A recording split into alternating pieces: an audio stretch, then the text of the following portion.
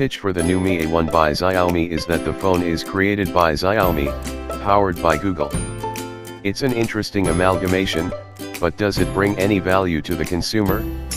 I spent some time with the Xiaomi Mi A1 in last few days, and here are my initial impressions of the first Xiaomi device that is powered by Android One. Design. At first glance, the Mi A1 impresses with its minimalistic yet premium design and full metal chassis. The antenna bands fluidly blend with the top and bottom edges at the back, and while they look quite prominent in gold and rose gold variants, they are hardly noticeable in the black variant. There's a minor camera bump on the back, but it's not an eyesore. Also, it's slimmer than other Xiaomi devices with curved corners, which makes it a compact smartphone that fits comfortably in your palm, and at 165 grams, it weighs just right too. The buttons on the side and the fingerprint sensor on the back are also comfortably within reach.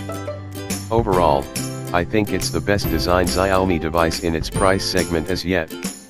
It has a refreshing new design language, something similar to what we recently saw with the Mi Max 2, and the Mi A1 looks like a smaller sibling of the Mi Max 2. Display.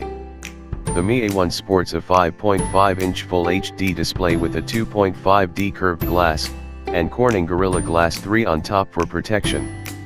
The display is quite bright and the text and images look sharp. Even though the display is a tad reflective, sunlight legibility is good enough and viewing angles are great. Hardware. For the Android One experiment, Xiaomi goes back to its recent favorite, the Snapdragon 625 chipset paired with 4GB of RAM. The mid-range Snapdragon 625 processor is not the most powerful in the business, but offers a good balance of power optimization, leading to longer battery life, and performance push. And with those internals, the Mi A1 does quite well, chugging along nicely with whatever one throws at it. I've not stress tested it till now, but multitasking with several apps in the background and everyday navigation is quite breezy.